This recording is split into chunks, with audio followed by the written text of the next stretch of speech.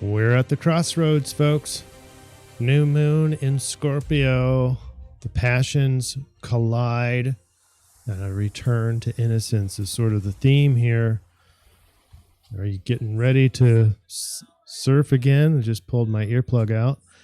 And we have more T-squares. Woo! More tension. Let's do this. Let's see. Here's our summary slide. I know there's no symbology here that I'm trying to convey. It just looks like an eye. I get it. But we're like all of the modalities that we're looking through, astrology, Dreambot, and the I-Ching, they're all focused right in the middle of what is at the front and center of this week, which is the new moon in Scorpio. And it's just, there's a T-square on that new moon with Uranus and Saturn. So it makes things a little bit tricky, but we're met with like a crossroads, a juxtaposition, and it's focused on passions. Passions is not one-sided. There's all sorts. There's 360 degrees of types of passions, and these main two, which you're going to see in the Dreambot, are colliding together, and it's head to head, and it's like the energy this week is like you're on the fence. You've been on the fence. Well, now you have to take one side or the other. There is no going back. It's like I'm calling it a juxtaposition. And then the two options are to awaken or die. That's what we have for Scorpio. I mean, what else do you expect? It's going to be real, raw. It's going to be deep, potentially dark as in, maybe secretive or, but there's your secret passions, and they're going to be playing out this week.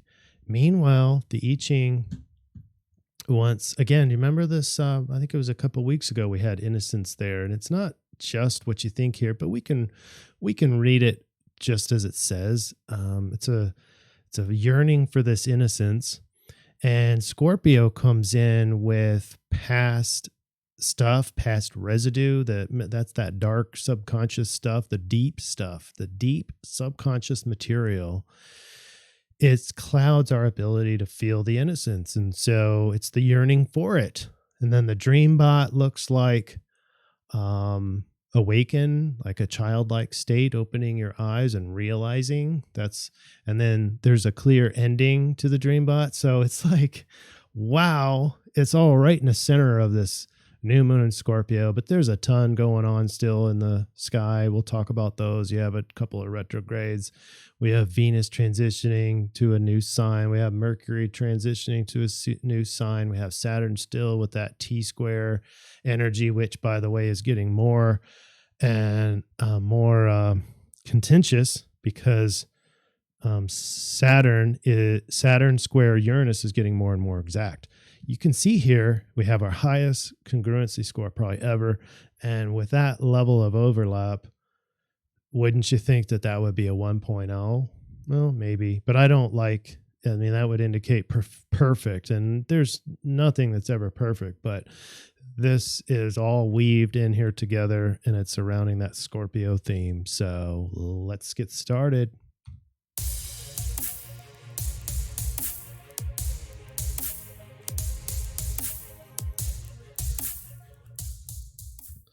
And we're going to start with some comments. I'm not going to read all of this, but there's so many shout outs to make, and I'm sorry that I don't have everybody on here, but I wanted to represent first the 3 different places that you can find this. Telegram. We have a great conversation going over on Telegram, in my opinion, and it's full spectrum. It's not just one-sided, and you're going to get the full picture. Hopefully, we're going to find the truth with your help. So Kirsten says, Chris, it's truly amazing how spot on it always is. And I'm not touting myself. It's the process. And I bet you that we can even hone this process even more with your help. She says, so thankful for your Gemini messenger energy. I am double Gemini with a sun in Aquarius, but thank you, Kirsten. SM says, wow, it's an amazing chat group. Thanks, people, for sharing the knowledge. Wow. And why does SM say this? Well, for example, this, shout out to Teresa, who's been making a lot of great inputs, and we're hunting down information to get to what's happening next in our world, but what's also the truth behind what's happening. So shout out to everybody there on Telegram, and there's so many people to thank. Then we go over to Rumble, and our only comment over there was not for me to say. And so a big shout out to not for me to say. It already feels pretty rough to me, but I'm laughing at how much stuff is getting screwed up and doesn't work. I typed this prior to watching with 3 rumbles. So people are at least reading your text or reading your post. Then over on YouTube, that's our biggest subscriber base. Melanie says, thank you, Chris, as we enter into the session of gratitude and gifts, the holiday season. I hope the collective reflects on last year and is appreciative for all we have and how quickly it can be taken. How very wise. Thanks for including that, Melanie. Jenny O says, thanks for the report. Just a shout out for, I don't recognize that. I'm sure you have commented before, Jenny, but just a shout out for doing that. And then Radio Hill, I thought this was pretty applicable for this week too. October 26th. Scorpio here, born under a grand cross, fixed signs, and here's another grand cross almost exactly 52 years later. I thought that's the kind of stuff that's pretty cool for the energies. And this is an energy report. So if you've got some personal, alignment things that we talk about, just like Radio Hill says, that's the time to speak out. Then I'm not going to read all this, but I want you to go back to the other video, last week's video, and read Not For Me To Say, because it talks about devolution, and a nice response by Melanie that describes what that is. And I didn't know what that meant. I thought it was like the opposite of evolution, but this is more of a political sense. So go back and read that. That can educate you. And then the comment of the week is Robbie says, thank you as always. Nothing is coincidence here. Things are happening even though we may not physically see them. Love the solution of rising upward. Finally, many are being to do just that. But 6 ups, that is by far the best of the week, and a response too. Here we are for let's do the Dreambot. Here we go. Zoom in for you. All right. As I mentioned, the red arrows, there's, first of all, nothing super strong, not a meme that's like has tons of different arrows in it. So small memes. And that's why the overlap was the smallest. The green circle here in the summary slide, when you look to the right of your screen, that green circle is the smallest one. That's because these memes are small. So the red ones have to do with seeing and realizing. It's so to see, to realize, to awaken, basically. You even have the word awake, and you even have the word woke. And in our new world, those two denote two different things, but in the old world, those are the same thing. Awaken and woke, just a past tense of the other one. But it's the overall context sort of childlike. It's sort of like it's sort of innocence. This is sort of an innocence meme. Then the opposite is true with the blue. The blue arrows are sunset, and then die, and trouble, and later. So it's like the end. I thought end was actually in here, but I must be wrong. And that's about the same number of words. But then you have a real small meme of world. So you have world and earth. It might not even be so big enough to even talk about, but you have 2 undeniable world things here, and that's sort of unusual, earth and world together. So I went ahead and put waves in there because for multiple reasons. The earth is primarily water, and the reality is made up of waves. So I put maybe a stretch there. But anyway, put all that together, realizing the end of the world. I didn't just say that.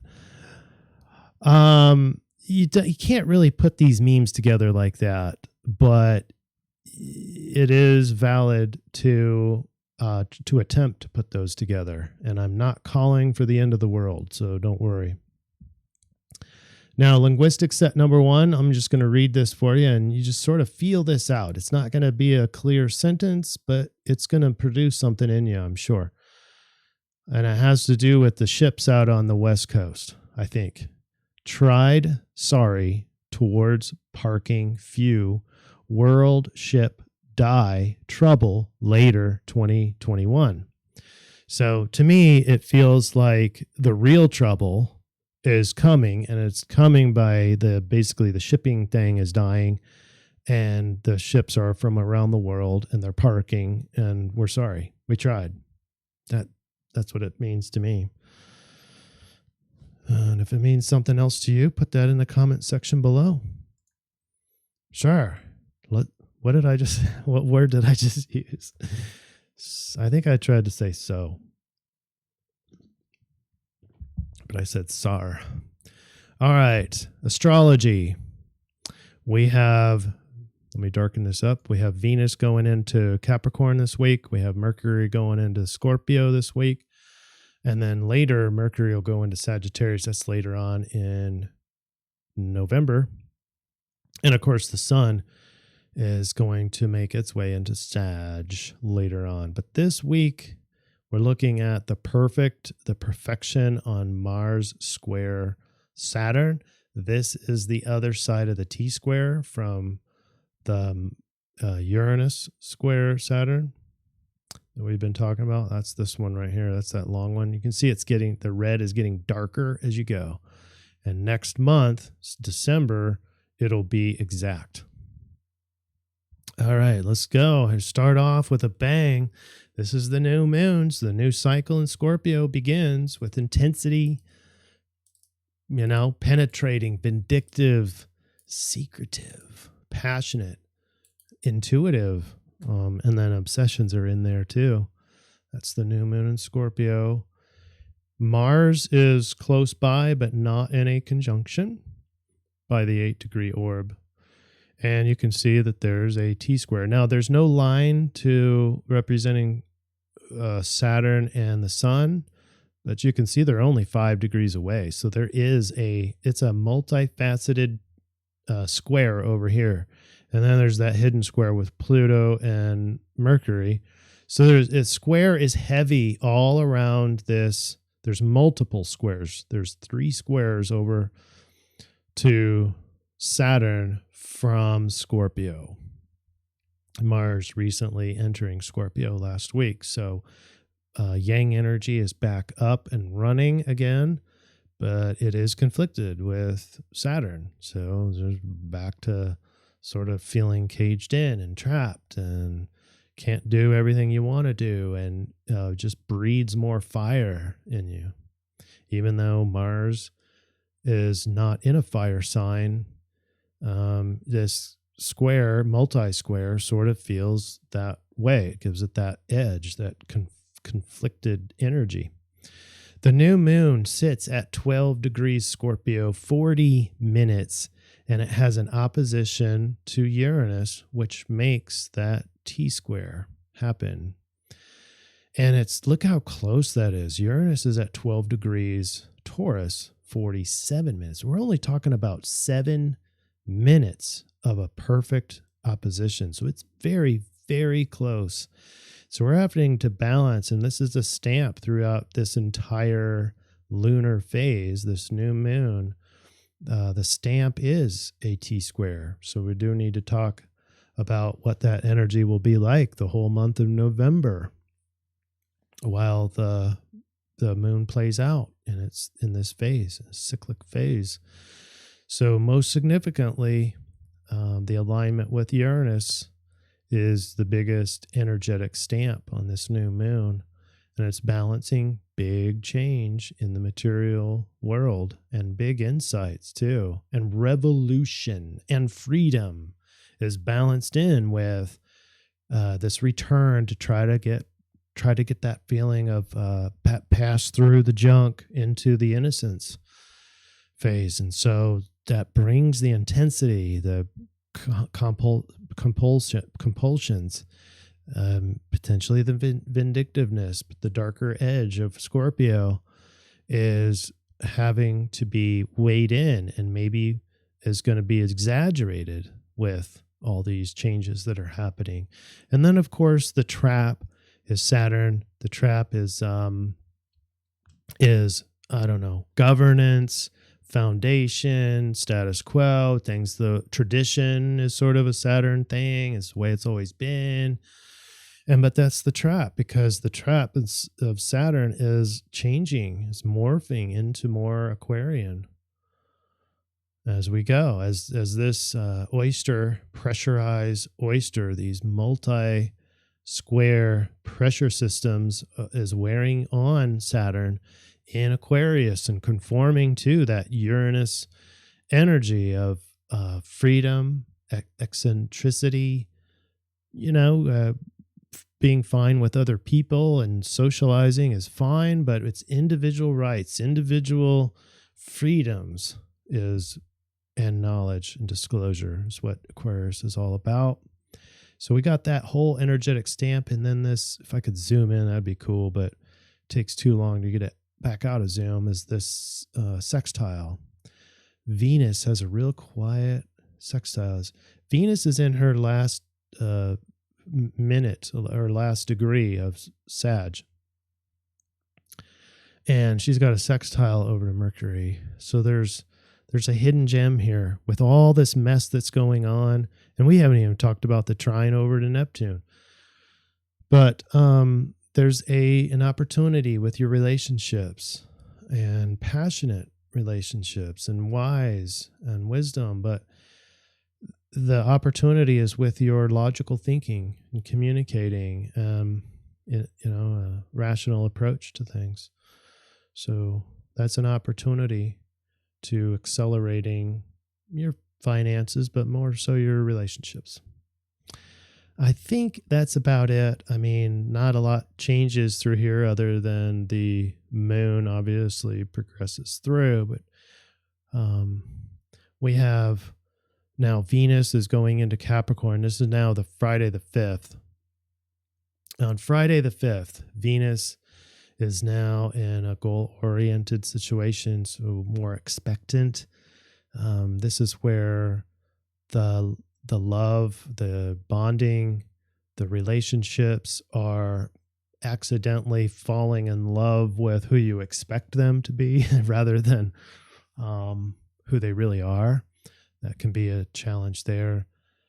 Capricorn is used to challenges, so there's might be some challenges with your relationships this go around. I can't remember how long Venus will be in there, but while she's in there, you can expect some challenges too. Not in a real bad way, but in a way that helps the relationship. So the challenges help hone your love and harmony. Same thing can be said to finances. If we take that Venus aspect and we can make it really goal oriented and really and sort of working hard for your money, but it can be very beneficial. Capricorn and Earth energy, so can be what's the word I'm looking for? It can be successful, but rewarding. I don't know. Anyway. Still have the T-square, still have more squares here than what are represented, so it's a lot more conflicted on this side. So the Scorpio side is conflicted with Saturn. So the pressure system that's changing the status quo in Aquarius is getting more pressurized from the Scorpio side. So more and more passions, more and more passionate doing, yang activity like Mars, is simply adding to the wearing down or the changing, the slow methodical change of Saturn and the status quo is coming from passions and all the other Scorpio stuff. So the more passions that you're going to see play out, that's just going to roughen this up and change Saturn even faster. As we get into the weekend, Saturday, the 6th, now it's Mercury's turn. Mercury's now going into Scorpio. And, Mercury, I think, does better in Libra, an air sign, but it's fine over in Scorpio, just a lot of water. And you got to sort of make sense to all these potentially irrational things. That's where it becomes difficult, because vindictiveness can tend to be a little bit rational, but emotions by themselves tend to be irrational. Yes, that's the hard part. And Mercury doesn't do so well with irrational things. It sort of sends him into a loop. But loops is a good word for Mercury in Scorpio. So a loop in the past and how you got here. And you include the passions, and then the fast wheeling Mercury is going to try to carry those things out with the mind. And it's going to think about how to carry those out. Let's see here. We have opportunities with relationships and communication. You can add more communication to, and it's a very practical thing with your relationships. Relationships can really thrive in this, even with all the squares, T-squares, and oppositions. Relationships can thrive with good communication, short-term travel, and even yang output. That's the Mars activity. So as this is a team aspect, this sextile with Mars and Mercury, Venus and Mars is a team. It's a very successful team this weekend, Saturday the 6th and 7th. So we get into the 7th. All these Scorpio planets are squared over to Saturn, so everything applies again. So there's more squares here, but there's more than what are even represented. No real changes that I can see here. Monday the 8th, we have a nice opportunity to opportunistic ability to offset to the T-square on Saturn. And that's because, look at all of it. It's kind of probably hard to see, but there's, with the moon here, 3 or 4 sextiles. So you have 2 planets over here, 2 planets over here. So there's 4 sextiles because the moon and Venus are together. The moon and Venus together make it relationships a little bit more emotional. Emotional reactions are coming into play here, but still opportunistic and nice with your ability to be a team and the ability to rationalize passions and Scorpio stuff. It's opportunistic, and it's a nice offset to this big T-square that remains all week long. On Tuesday, look at this. Mercury and Mars together, 6 degrees. They're coming into a full perfect conjunction. And those both are in an opposition to Uranus, like we talked about before. Thoughts and behaviors become one, and they're going to have that Scorpio edge. So very passionate. It's got a lot of energy behind these thoughts and behaviors become one. That's called fusion in the world of act therapy. That's called fusion. When there's no separation, there's no difference between what you're thinking and how you're behaving. They're all one. They happen at the same time. They happen coincident, and it's impossible to know which one's causing which. They're just one. And they're both adapting to change.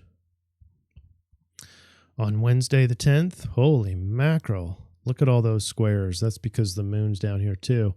And there's more squares than are represented here. So it's very, very conflicted. And part of that is the emotions in Aquarius. So extra, ultra emotional pressure on the T-square, because that's the center point. Moon and Saturn are together, making this trap very emotional, making the pressurized system from the passions in Scorpio to make this even more powerful. And then the next day, that's the end of the week. That's Wednesday. But the 11th, supposed to be some interesting things. And did I have the time on there? I had the time. I'm not sure why I had 11. I've got 11, 12. So I changed this a little bit. That was a mistake. 11, 12, 12. Sorry about that. That it's not that big a deal, in my opinion. All right, I-Ching.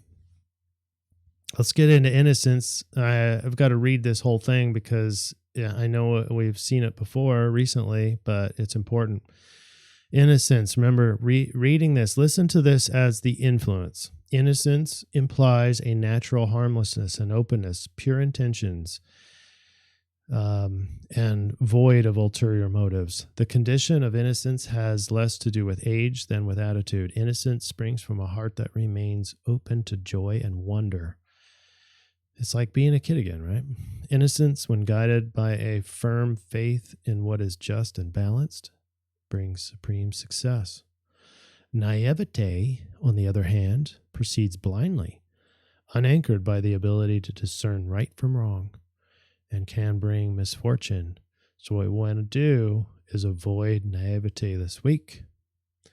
The hallmark of innocence is a willingness to treat all creatures with compassion and respect. Those who possess a pure heart are best guided by their instincts and intuition. Thinking too much severs links with the guidance of the heart.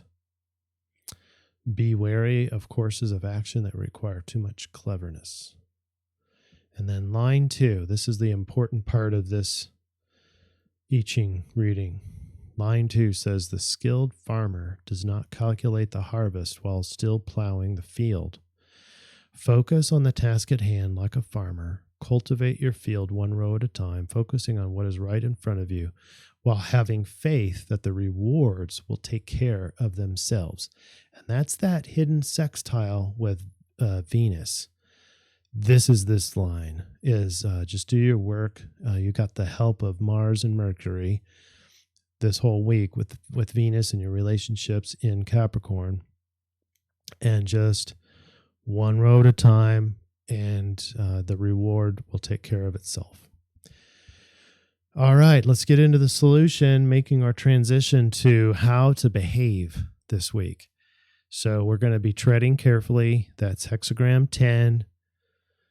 Sorry, there's more reading here. All right, here we go.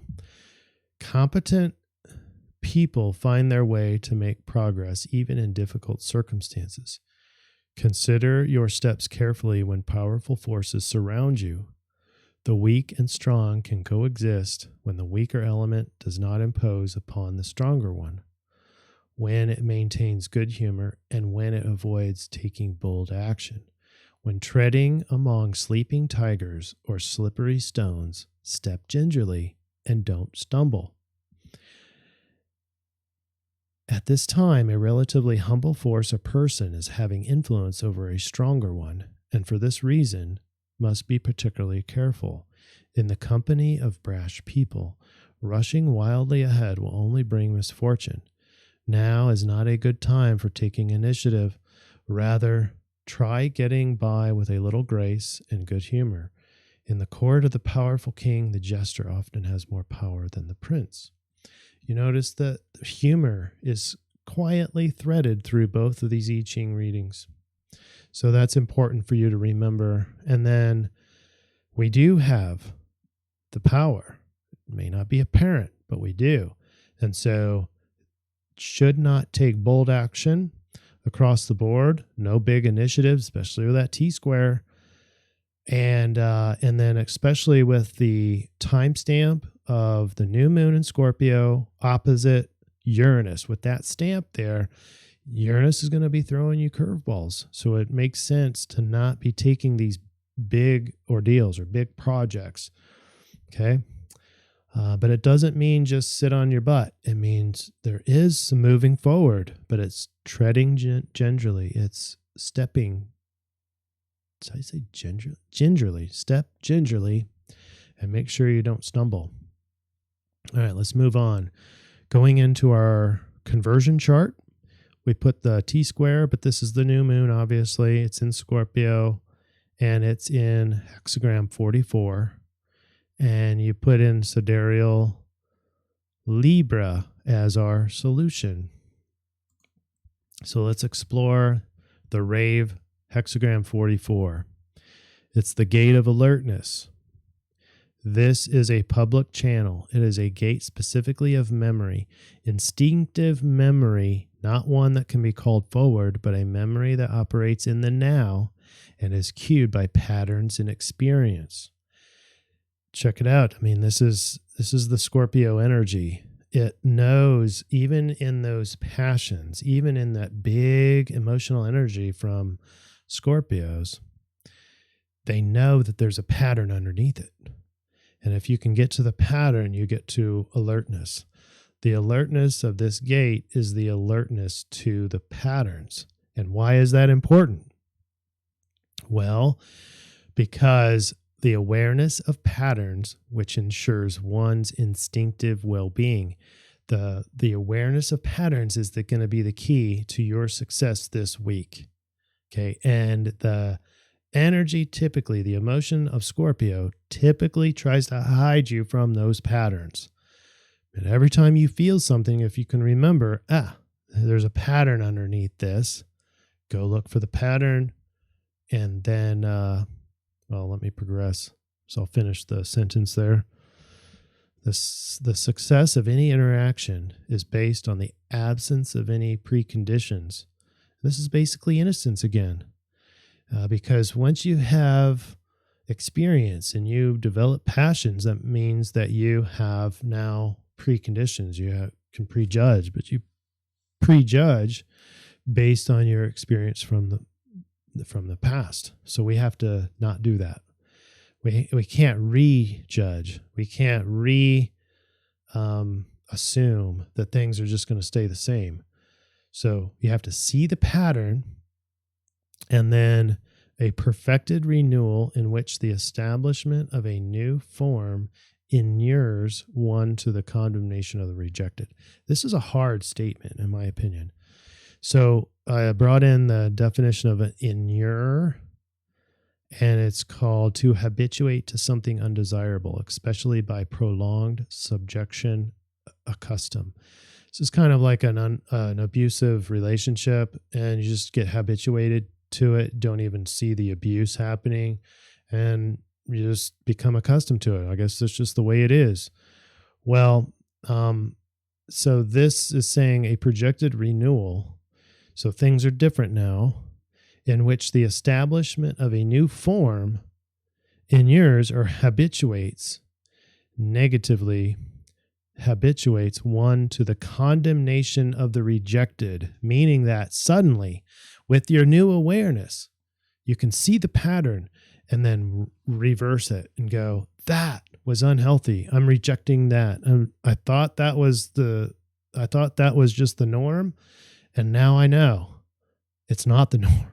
It doesn't have to be the norm. I'm rejecting it. And that's what you're seeing in the world playing out right now, as you saw in Virginia last night and this morning. The flipping. That's exactly what's happening here. Okay. That's why we're at the juxtaposition. All right. Let's get to the summary slide. We are 34 minutes. We're doing great. All right. So to awaken or die, what do you think you are? Are you awoken? Awaken? Are you awakened? Can I say awoken? I don't know. So remember what the I-Ching 25 said. It said curiosity, harmlessness, openness, pure intentions, compassion, and respect.